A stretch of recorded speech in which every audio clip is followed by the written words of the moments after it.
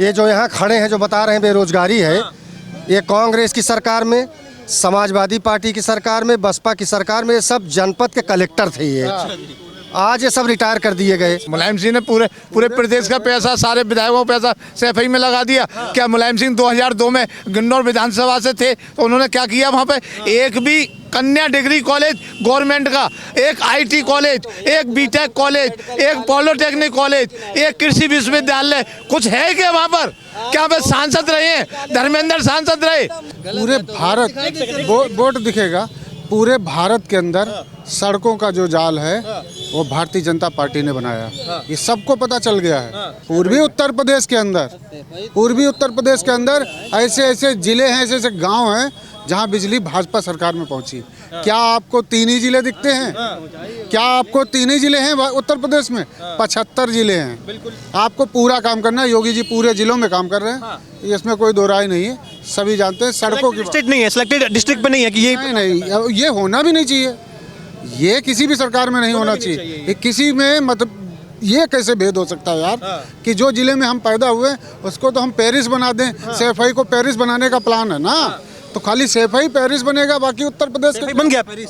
बना नहीं था क्या? मुलायम सिंह ने पूरे प्रदेश का पैसा, सारे विधायकों का पैसा सैफई में लगा दिया। क्या मुलायम सिंह 2002 में गन्नौर विधानसभा से थे तो उन्होंने क्या किया? वहाँ पे एक भी कन्या डिग्री कॉलेज गवर्नमेंट का, एक आईटी कॉलेज, एक बीटेक कॉलेज, एक पॉलिटेक्निक कॉलेज, एक कृषि विश्वविद्यालय, कुछ है क्या वहाँ पर? क्या वे सांसद रहे हैं? धर्मेंद्र सांसद रहे? आज तुम्हारी आदित्य सांसद हैं। मैं ये पूछा हूँ, देश की आज़ादी के बाद से आज तक में कांग्रेस की सरकार रही और कांग्रेस के बाद फिर आपके समाजवादी के रही। एक जनता को बता दें एक काम, एक मैं बदायूं लोकसभा से हूँ। सांसद से मैंने एक बवराला में महाकाल एक्सप्रेस रोकने के लिए इतनी मन्नतें करी, गाड़ी नहीं रुका पाए। और 18 से लगने के बाद भारतीय जनता पार्टी की सरकार में बरेली इंदौर का स्टॉपेज कराया, हमने खुद कराया, मैंने अपने संगठन के माध्यम से कराया है कि जब से योगी जी आए हैं तब से कह रहे माफियाओं की तो कमी नहीं है।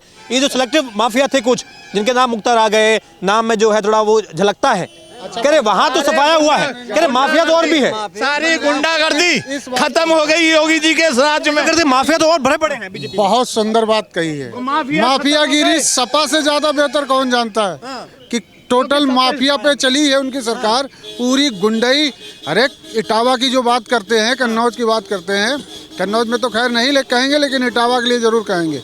वहाँ पे बेटियों को सुरक्षा नहीं थी।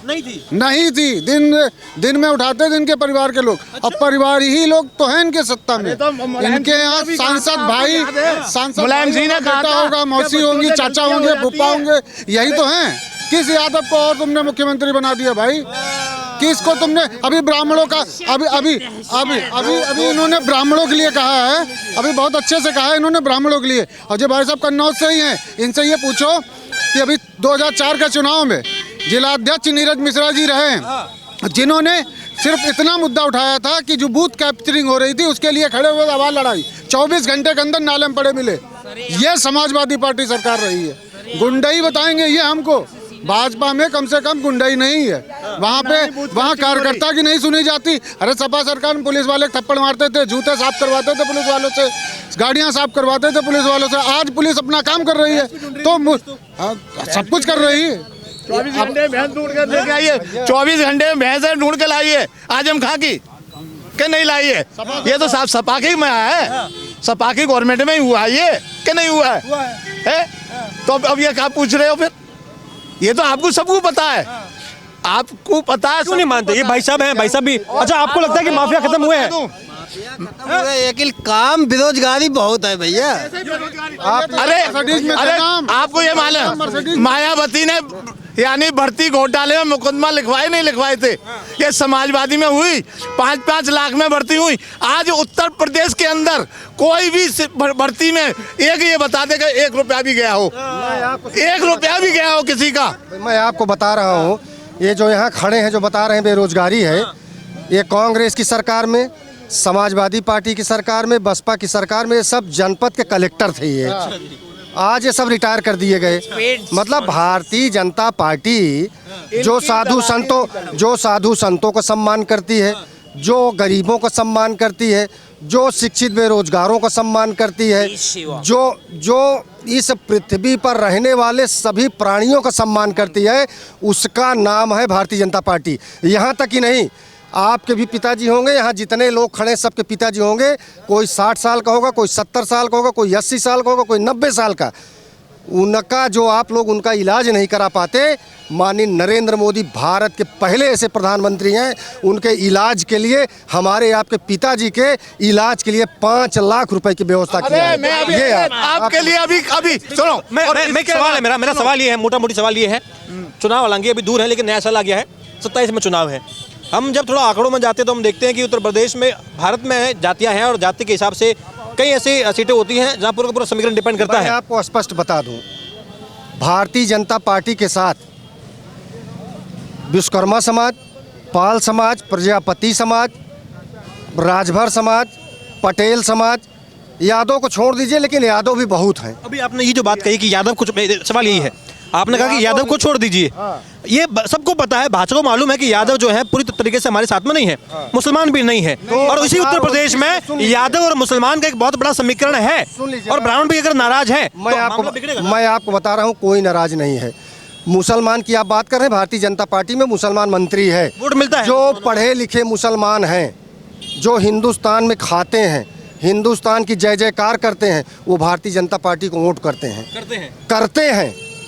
आप मेरे मोहल्ले में आप चलिए, ये 11-12 घर मुसलमानों का, सब एजुकेटेड हैं, पढ़े लिखे। आप कहाँ देख कर आ रहे हैं, वोट किया है नहीं? और मेरे साथ जाते हैं, कहते हैं कि नेताजी आप खड़े रहिए, वोट में डालने चल रहा हूँ, कमल के फूल पे वोट डाल के आते हैं, ये प्रमाण के साथ। तो आपको लग रहा है कि मुसलमान, अगर हम मान लें कि यूपी में, अब मैं अगर ये कहूँ कि 50% मुसलमान भाजपा के साथ है, तो क्या बात सत्य है? ये तो हम 2% की बात करते हैं, 2% भी अगर मुसलमान मेरे साथ पढ़ा लिखा है ना, ये बहुत बड़ी बात है। यादव समाज कितना आपको लग रहा है कि कितना, अगर हम पूरे यूपी की बात करें, कितना एक रेशियो आप कहते हैं कि इतना? भाई मैं बता दूं, जितने यादव समाजवादी पार्टी में है ना, उससे कई गुना ज़्यादा यादव भारतीय जनता पार्टी में है, केंद्र में भी मंत्री हैं और प्रदेश में भी मंत्री हैं। ये गलत फहमी अखिलेश में आपको लग रहा है कि नैया पार एकदम है? इसमें नैया पार नैया क्या हमारी डगमग थी क्या?